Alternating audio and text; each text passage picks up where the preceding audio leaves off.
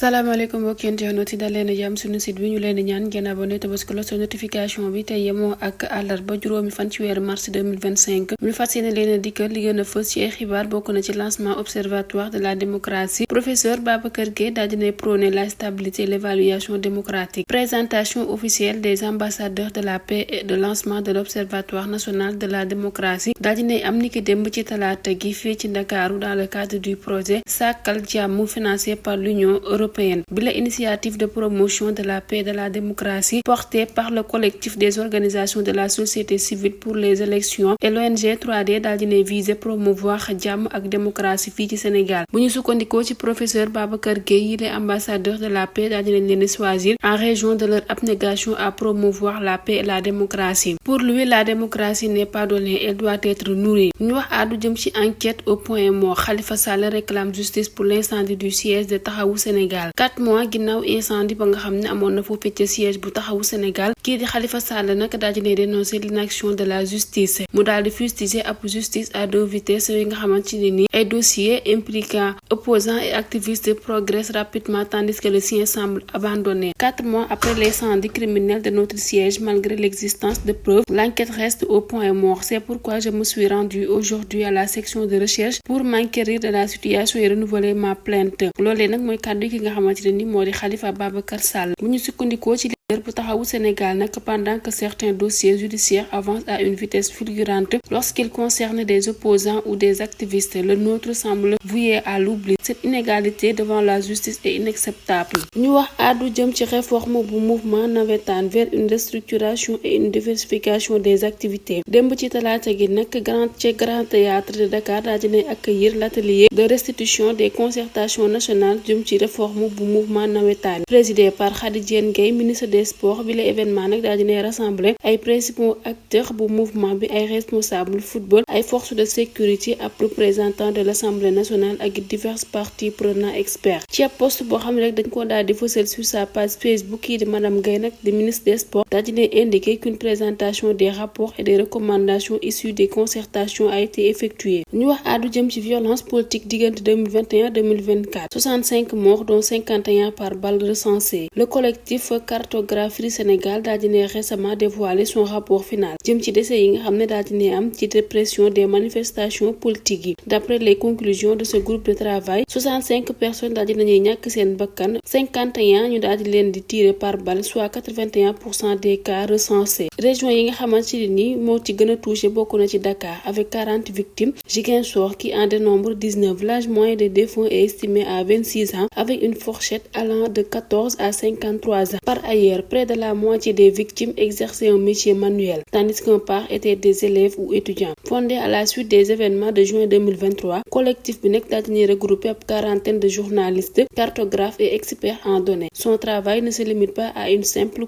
comptabilisation. Daa dina viser humaniser chaque victime, daa di fàttali que derrière chaque chiffre, il y a une vie fauchée, des familles endeuillées et un besoin de justice. Les informations collectées sont mises à la disposition du public, des médias et des acteurs de la société civile en parallèle. Bu le collectif nag daa dina proposer ay cartes interactives accessibles, daa di offrir ab analyse détaillée des circonstances des décès ainsi que des données sur l'identité des personnes disparues.